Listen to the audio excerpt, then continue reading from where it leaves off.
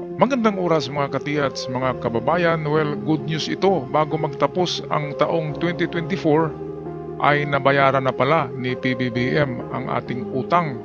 Halos lahat ng utang, year 2023 to 2024 ay nabayaran na pala ito. Samantala, ang kanyang mga kalaban ay busy sa paninira sa kanya kung ano-anong mga wilga-wilga ang ginagawa, mga revolusyon daw. Ngunit si PBBM ay busy kung paano makaipon, makakuha, or sa palagay nga ng iba ay ang binayad daw ay Marcos Gold dahil napakalaking binayaran, trilyon pesos. Narito ang ulat at mga reaksyon ng iba pang mga ka-vlogger tungkol dito. Atin panoorin. Halos nabayaran na ng gobyerno ang utang na dapat bayaran ng bansa ngayong taon. Ayon sa Bureau of Treasury, 1.55 trillion pesos ang program debt simula January hanggang October. Mula sa halagang yan, 95% na ang settled. Ibig sabihin, 1.48 trillion pesos na ang nabayaran ng Pilipinas. Ito yung taong 2023 na utang natin, 95% ang nabayaran at iba pa yung utang ng 2024 at yun ay bayad na rin. Kaya dito sa dulo ng bidyong ito ay makikita natin na talagang bayad na. Ngayon, marami pa rin ang nagsasabi na hindi nagbayad. Ano ba itong balitang ito? Galing to sa Legit Channel News eh. At meron pa tayong dalawang vlogger dito na mga tanyag na vlogger na nag-vlog din ito. So ito ay legit na talagang binayaran, legit news ito. At pilit pinipigilan ito ng mga kalaban ni PBBM na mailabas ang mga balitang ito kasi babango ang pangalan ni PBBM, tataas ang rating niya. Ngayon nga, yung mga makaliwa, yung mga LFS, yung mga KMU ay sumanib puwersa na kay PBBM eh. Kung nalaman nyo ay nagwelga sila, yung makaliwang grupo, yung pulahan, ay nagwelga laban sa mga kalaban ni PBBM. Kaya bumaliktad na lahat, kahit ang mga Pinklawan, yung mga grupo ni Robredo, kahit yung Dilawan, yung mga pari ay pumanig na rin kay PBBM. Kaya ano pang iniintay nyo mga DDS? Imulat nyo na yung inyong mga mata. Huwag na kayong magpabudol-budol pa sa kung anong mga sinasabi sa inyo. Tapos na ang rehimen ng kadiliman. Balik tayo sa balita. As of October, halos 14.5 trillion ang national debt ng bansa. Eto na, I'm sure hindi magugustuhan ito ng mga DDS. Ito naman si ating kapatid na Sangkay News. Sa kanyang ito ay anti-Marcos to noon eh. Pero ngayon di ba, balance yung kanyang pag-iisip, nabuksan ng kanyang isip. At ngayon bumilib na siya kay PBBM. O pakinggan natin. Eto na, I'm sure hindi magugustuhan ito ng mga DDS. Utang ng bansa malapit ng mabayaran. Totoo ba to mga sangkay? Kasi for how many ilan na bang presidente ang dumaan mga sangkay? Wala pong ibang ginawa itong mga pangulo. Mga lima na. Kundi mangutang na mangutang. Pero sa panahon po ni PBBM, nagbabayad po tayo ng nagbabayad. Aba, teka, saan ba kumukuha ng pambayad ng Marcos administration? Yan na yan. Sa ano ba? Sa Marcos Wealth na ba ito? Ay, nako po mga sangkay. Kasi masyado pong palaisipan eh. Interest. Diba? Ang laki ng babayaran pero nagagawa po ni PBBM na gawin ito mga sangkay. So, ito nga ang sinabi ko noon sa isang vlog ko na hindi kayang bayaran ng pera ng Pilipinas ang utang dahil lugmok na tayo sa utang. Saan ba kumuha si PBBM niyan? Ngayon sa isip ko lang to at meron ding mga nagsabi nito na interest daw ng mga account ni Apo Lagay ng kanyang ama. Yung interest, of course, nabuksan na kasi ni Bongbong yan eh. Hindi lang sinasabi na nabuksan, magkagulo eh. Baka grabe siguro ang mangyari sa Pilipinas kapag ganyan kasi marami ang naglalaway niyan eh. Yung mga dilawan lang gusto makuha yan. Yung sumunod na admin gusto rin makuha. Lahat gustong makuha ang Marcos Wealth. Kaya baka ito na nga yung umpisa na ginagamit niya ang Wealth for Humanity para sa wealth itong for the Filipinos. Of course, unahin mo ang Pilipinas bago ang ibang bansa. Okay, so balik tayo kay vlogger Sangkay. Nanggaling ang pera. Diba? Di ba kayo nagtataka mga sangkay? Well, ito, tingnan po natin itong balita. Kasi maganda ito mapag-usapan para malaman po natin lahat mga sangkay ang tungkol po dito. Ito kasi yun, ayon po dito, sa kabila ng hamon sa ekonomiya, ipinakita ng Administrasyong Marcos ang kahusayan sa pamamahala ng utang sa bansa. Oy, aba. Dinag-uusapan dito mga sangkay yung pagiging isang magaling na leader. No? Sa kabila daw po ng hamon sa ekonomiya. Ano ba mayroon sa ekonomiya natin? Ang ekonomiya natin ay naghihikaos mga sangkay kasi ilang dekada po tayong napag-iwanan simula po nung naluklok ang dating Pangulong Corazon Aquino. Ngayon mga sangkay, sa kabila po ng hamon natin, o problema natin sa ekonomiya, ipinakikita daw po ng Marcos administration ang kahusayan sa pamamahala ng utang sa bansa. Bakit? Ayon po sa balita, umabot na sa 1.86 million or trillion pala, hindi million. 1.86 trillion ang mga bayad sa utang ng gobyerno hanggang sa katapusan ng Oktubre, na halos 92% na ang target na bayad para sa 2024. Aba, mga Ayan, so sa ganyan lang na binayad ni PBBM na 1.86 trillion, yung utang ng kanyang ama ay 20 billion lang eh. Di sumobra na yung binayad niya sa utang nila noon. Pero dahil sa mabait na tao ito, ay binayaran niya pati ang utang ng mga nakaraang presidente. Digong Duterte, build. Ang mga kontraktor naman ay mga Chinese. Ang Chinese ang yumaman, ang kay Duterte ay komisyon lang. Pero 10% automatic sa presidente yan eh. Kaya malaking pera ang build ni Digong. Ngayon yung sinundan ni Digong, si Pinoy, ay meron ding racket yon. Kaya palagi ang utang natin, sabi nga ni Sangkay, ay wala. Sa 5 presidente, walang nakapagbayad, kundi puro utang ng utang lang. Ngayon si PBBM, ang lahat ng naibayad niya pala ay 1.86 trillion pesos na. Bayad na yung utang ng kanyang ama. So wala nang dapat pag-usapan pa na nagnakaw ang mga Marcos. Malinis na, wala na. Itigil na yung mga nakaw-nakaw na yan ng mga kwento dahil bayad na ni PBBM. Sobrang bayad ni PBBM, 1.86 trillion. Ang kanilang utang ng pamilya nila sa Pilipinas, 20 billion lamang. Pero hindi nilagay sa bulsa ha. Yan ay ginawa ng mga proyekto, mga national highways, national road, public buildings, public parks, mga tulay na bilyon-bilyon ang gastos, mga eskwelahan. So wala na tayong dapat isisi pa sa mga Marcos. Talagang napakagaling na mga tao na magdala ng Pilipinas. Kung meron man silang nanakaw, sabihin natin ay mga komisyon, di ba? Kasi ano naman talaga yung mga komisyon sa project. Talagang merong ang presidente diyan, merong porsyento. SOP yan eh. Kahit hindi tanggapin ng presidente, ibibigay talaga yan ng mga kontraktor. Kaya nga, magtaka tayo bakit build ang ginawa ni Digong. Kahit kabundukan na walang mga farms, nakabundukan, ginagawa ng mga highways. Kaya gastos lang eh. Wala namang dumadaan ng mga truck. Dito sa Mindanao, nakikita nyo, di ba? Kahit walang mga taniman doon sa ibabaw ng bundok, ay gumagawa ng mga konkretong daan. Kaya gastos lang. Dapat pag-isipan yan. Okay, so dito susunod kay ka-vlogger Sangkay ay ang isa na namang vlogger na magaling din ito. Isa sa mga idol ko to. Kaya sa kanya ako kumuha ng courtesy video. Okay, patuloy tayo. Nakakatuwa yun, no?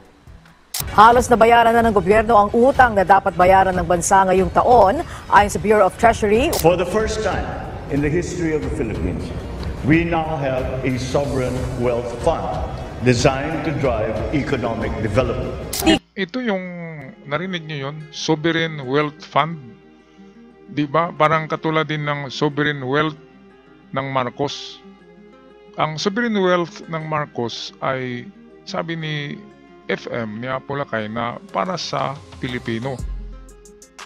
Gagamitin ang Sovereign Wealth para sa pagtayo ng mga eskwelahan, pag-develop ng siyensya, at paggawa ng mga infrastructures, mga tulay at mga highways at public buildings. Yan ang habilin ni Apolacay sa kanyang anak na si PBBM. Kaya ngayon, ito, bakit Maharlika Wealth Fund? Dinugtungan lang ng fund eh.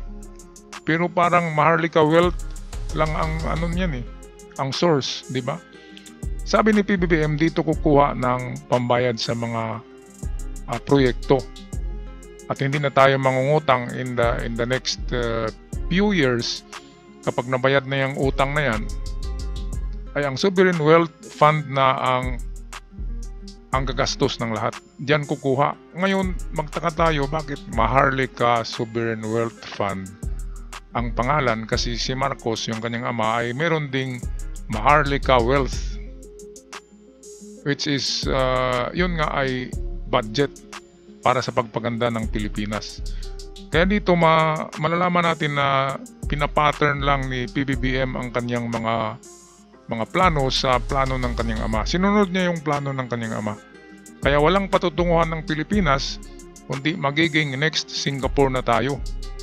At baka in the future, dahil sa tutulong sa atin si Elon Musk, ay baka magiging superpower tayo dito sa Asia. Tutulong si Elon Musk. Si Elon Musk ang pinaka-bilyonaryo na tao ngayon sa buong mundo. Na nag-iisa lang ha. Hindi yung korporasyon katulad sa Saudi. Mayaman nga sila pero buong angkan yung may-ari. Individual billionaire person, yung nag-iisa lang, si Elon Musk talaga. Ang pinakamayaman na tao ngayon sa buong mundo, lalo na ngayon na siya ang umahawak ng Department of Research ni Donald Trump. At siya yung nakano diyan ng mga panggera. Nagdisenyo ngayon ng mga panggera ng mga fighter jet. Yung mga NGAD, yun yung bago ngayon. Yung next generation jet fighters, mga NGAD ang tawag. Kaya Elon Musk tumutulong sa Pilipinas ngayon, nagbigay ngayon ng $10 billion, billion dollars yun na, $10 billion sa ating gobyerno para ipambili ng gamit pang militar. Kaya iiyak ang China. Yan ay atin i-vlog by next week ang tungkol sa pagtulong ni Elon Musk sa ating military. Okay, balik tayo sa balita. Government increased its debt payments to 1.86 trillion pesos as of October, paying more than 90% of its obligations for 2024. Isang tanong ang bumabalot ngayon. Bakit si PBBM lang ang nakakagawa nito? Nakakakuryos hindi ba? Sa lahat ng naging Pangulo ng Pilipinas, tila may isang pangalan na muling nabibigyan ng bagong sigla ang ekonomiya. Nakakapag-ayos ng utang ng gobyerno at tila sinusundan ang yapak ng kanyang ama, si Pangulong Bongbong Marcos. Tama. Pero bakit nga ba sa lahat ng naging leader mula noong panahon ni Ferdinand E. Marcos Sr., tila si PBBM lang ang nakakagawa nito? Ano ang sikreto niya? At higit sa lahat, paano niya ito nagagawa sa kabila ng tila imposibleng sitwasyon? Huwag kang bibitaw dahil ang sagot ay nasa dulo. Maki ang utang noong panahon ni Ferdinand E. Marcos, pero ginamit ito para sa malalaking proyekto tulad ng mga dam, kalsada, ang Pan-Philippine Highway mula Apari hanggang Hulo at iba pang mga infrastruktura na hanggang ngayon ay ginagamit pa rin natin. Subalit matapos ang kanyang administrasyon, naging iba ang usapan. Sa ilalim ni President Cory Aquino, lumubo ang utang. Gayon din sa administrasyon ni Ramos, Estrada at Macapagal Arroyo ay umakyat pa rin ito. Hindi rin ito naawat sa ilalim ni Pinoy at lalo pang tumaas noong panahon ng dating Pangulong Rodrigo Duterte dahil sa Build program. Kaya nga maraming nagsasabi, hanggang kailan tayo magbabayad ng utang? Pero ito na nga ang nakakagulat. Sa ilalim ng administrasyon ni Pangulong Bongbong Marcos Jr., tila unti-unti nagiging posible ang imposible sa datos mula sa Bureau of Treasury na itala na ng administrasyon ang pagbabayad ng 91.6% ng kabuuang utang para sa 2024, isang record na mahirap pantayan. Sa simpleng salita, hindi lang utang ang binabayaran ng administrasyon, binabawasan din ito ang pasanin ng susunod na henerasyon. Ayan, at napakaswerte ng susunod na presidente. Bakit maswerte? Bakit nasabi ko? Kasi kukunti na lang ang kanyang babayaran na utang, di ba? Kasi babayaran ni PBBM eh. Gamit ang tinatawag na Maharlika Sovereign Wealth. Dinugtungan lang ng fund eh. Yung Maharlika Sovereign Wealth, yan ay programa din yan ni FM, ni Apo Lakay. Ngayon, dinugtungan lang ni PBBM ng fund, pundo. Saan ba kumuha siya ng pundo? Sa palagay ko ay sa mga interest na nga yan ng kanilang mga secret gold deposit. Galing sa mga interest, nilagay sa Sovereign Wealth Fund, gagamitin para sa in the next few years, hindi na daw tayo mangungutang sa susunod na mga taon. Sabi yan ni PBBM. Kaya napakagaling eh. Habang yung kanyang mga kalaban, kaliwat kanan, taas baba, lahat na yata ng sulok ay gumagawa ng ingay para sirain si PBBM. Yan ang tinatawag na mga crab mentality, yung mga talangkang pag-iisip, crab mentality na kung sinong nasa itaas ay hatakin nila sa pababa kahit sila ay talangka lang. Diba? Karaykay, kasag, alimango. Ganyan. Itong hinahatak nila pababa ay top of the line yan na klaseng creature on earth. Kaya hindi mahatak ng mga alimango lamang ng mga crab mentality na yan. Kasi genius ito. Kung nakita nyo tahimik lang, pero ayan, iyakan na ngayon ang mga DDS. Iyakan na yung kanilang mga leader kasi makukulong na. Dahil sa hindi nag-iingay itong si PBBM pero sikreto lang yan. Ganyan, parang bumangga nga sa pader yung mga DDS na yan eh.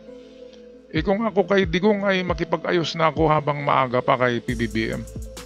At ako'y mag-pledge na susuporta para hindi sila makulong.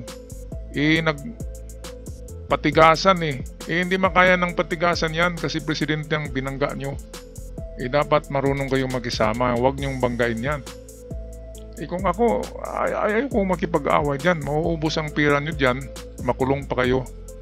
At lahat ng inyong angkan ay masama ang record in the future kapag kayo matalo sa mga ganyan na mga kaso nyo.